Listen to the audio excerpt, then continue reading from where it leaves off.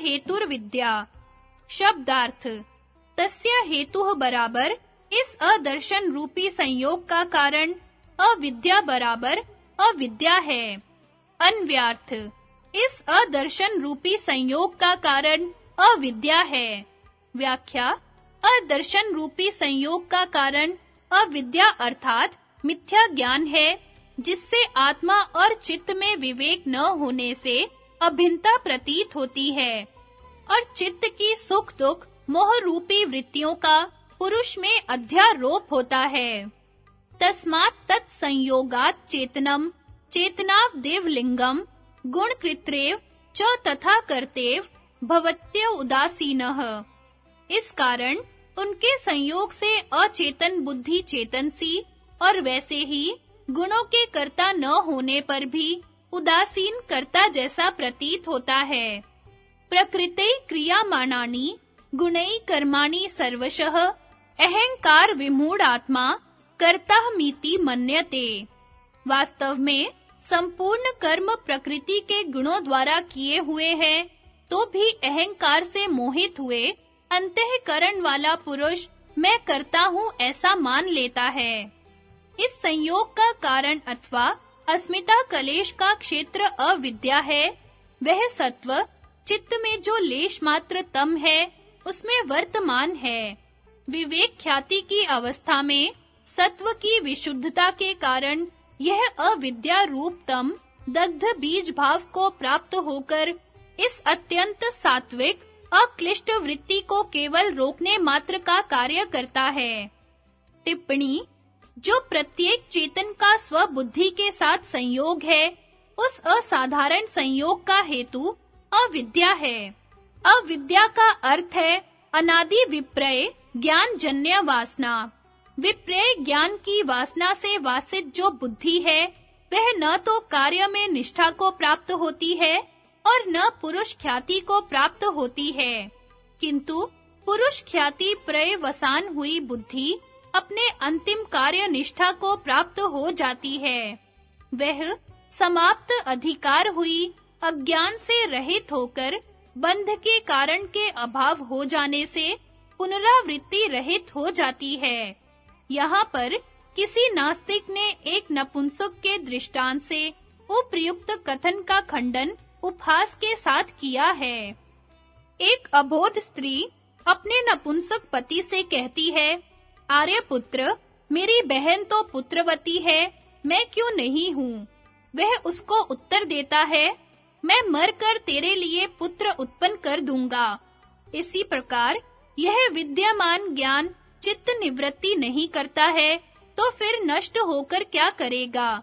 इसका उत्तर एक आचार्य देशीय अर्थात एक साधारण बुद्धि वाले आचार्य ने इस प्रकार दिया है कि चित्त के भोग अपवर्ग रूप परिणामों की निवृत्ति का नाम मोक्ष है और चित्त के भोग अपवर्ग परिणाम निवृत्ति अदर्शन के अभाव से होती है।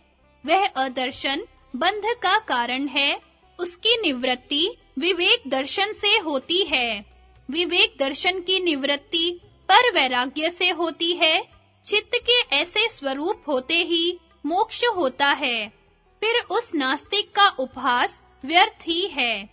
यहाँ व्यास जी ने यह दिखलाया है कि एक देशीय इस आशंका का परिहार कर सकता है कि इसके उत्तर देने से कोई प्रयोजन नहीं है। चित्त की निवृत्ति का साक्षात कारण विवेक दर्शन नहीं है, किंतु स्थिर विवेक ख्याति में पर वैराग्य उदय होता है। पर वैराग्य से असंप्रज्ञात समाधि के अधिकत्व के क्रम से निर्धिकार चित्त की निरंधिन अग्नि के सदृश अपने कारण में लय रूप निवृत्ति होती है। इसलिए पर वैराग्य द्वारा चित्त निवृत्ति का कारण विवेक दर्शन है। भोजवृत्ति भाषार्थ पूर्व जो विप्रय मोह रूप अविद्या कहा है, वह अविवेक ख्याति रूप संयोग का कारण है।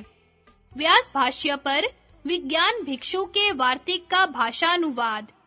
तस्य हेतुर्विद्या उस दृष्टा और दृश्य के संयोग का बुद्धि और पुरुष के संयोग द्वारा अविद्या हेतु है।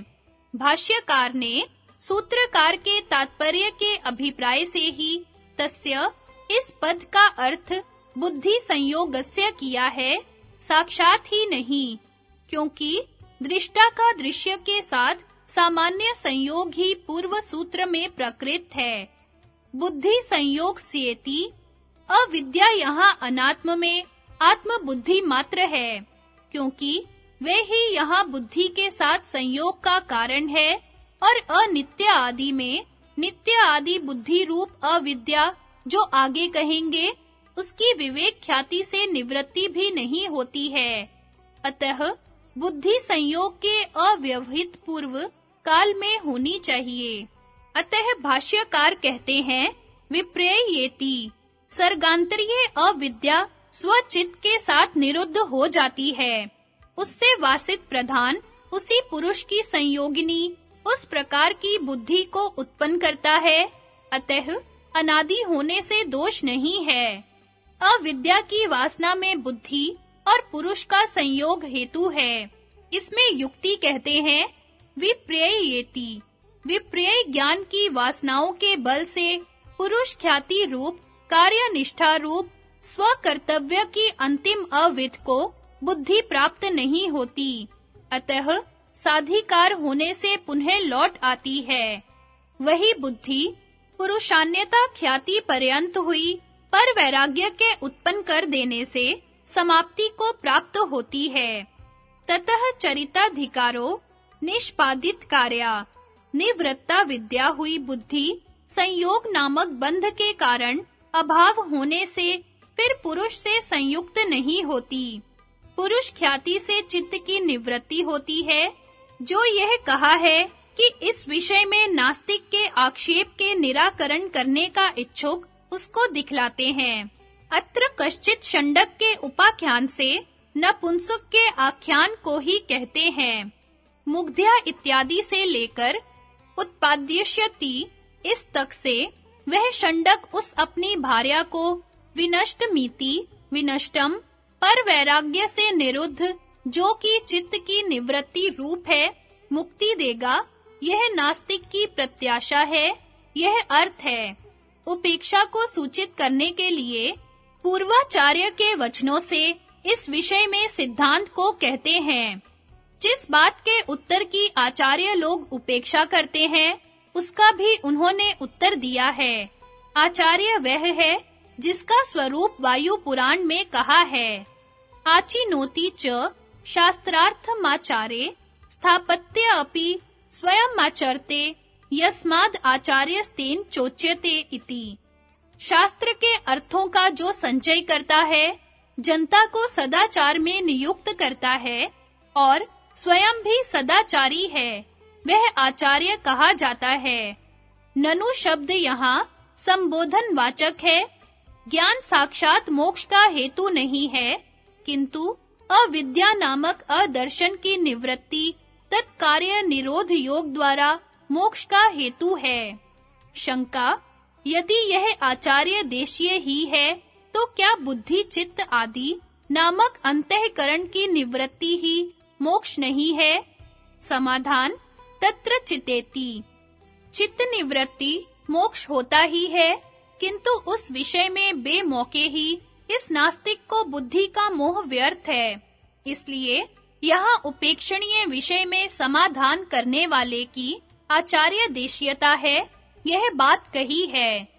संगति, सूत्र 16 में हेय जो दुख है, 17 में हेय हेतु दृष्टा और दृश्य का संयोग जो दुख का कारण है, 23 में स्वशक्ति और स्वामी शक्ति के स्वरूप की उपलब्धि जो संयोग के वियोग का कारण है, और 24 में संयोग का कारण अविद्या बतलाकर अब अगले सूत्र में हान अर्थात अविद्या के कारण संयोग के नाश को जो कैवल्य कहते हैं, उसको बतलाते हैं।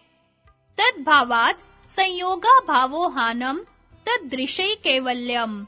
शब्दार्थ, तद्भवात् बराबर उसके अभाव से, संयोगा भाव बराबर संयोग का अभाव, हानम बराबर हान है, तद्दृश्य बराबर वह चित्ती शक्ति का, कैवल्यम बराबर कैवल्यम है। अन्व्यार्थ, उसके अभाव से संयोग का अभाव हान है, वह चित्ती शक्ति का कैवल्य है। व्याख्या: अविद्या के विरोधी यथार्थ ज्ञान से अविद्या का विच्छेद हो जाता है। अविद्या के अभाव होने पर अविद्या के कार्य संयोग के अभाव को हान कहते हैं। निराकार वस्तु संयोग का मूर्त द्रव्य के तुल्य छोड़ना नहीं होता है, किंतु अज्ञान से जन्य संयोग अपने आप ही निवृत्त हो जाता है। अर्थात पुरुष का अपने स्वरूप को भूला जैसा होकर चित्त को अपने से भिन्न न समझते हुए केवल उसकी बाह्य वृत्तियों को ही देखते रहना जो संयोग है, उसका कारण अदर्शन है। इस अविद्या के नाश से अदर्शन का और अदर्शन के नाश से संयोग का स्वयं नाश हो जाता है। इस संयोग का नाश ही हान है, अर्थात दुख का अपने कारण सहित नाश हो जाना, यह हान ही चित्ती शक्ति का कैवल्य अर्थात केवल हो जाना है। टिप्पणी: व्यास भाष्य का भाषानुवाद। इस अदर्शन के अभाव से बुद्धि और पुरुष के संग का अभाव ही अत्यंत दुख की निवृत्ति है, यही हान कहलाता है। यह दृष्टा का कैवल्य है, यह पुरुष का अमिश्री भाव है। दुख के कारण की निवृत्ति होने पर दुख की निवृत्ति ही परम हान है, तब पुरुष स्वरूप प्रतिष्ठित हो जाता है। भोज वृत्ति का भाषानुवाद। अविद्या के विरोधी यथार्थ ज्ञान से अविद्या का उच्छेद हो जाता है। अविद्या के अभाव होने पर उसके कार्य संयोग का भी जो अभाव होता है, वह हान कहलाता है। मूर्त द्रव्य के समान इसका परित्याग नहीं होता है, किंतु विवेक ख्याति के उदय होने पर अविवेक निमित्त संयोग स्वयं ही निवृत्त हो जाता है। यही इस संयोग का हान है। यह जो संयोग का नाश है, वह स्वरूप से पुरुष का कैवल्य कहलाता है। संगति इस हान की प्राप्ति का उपाय बतलाते हैं।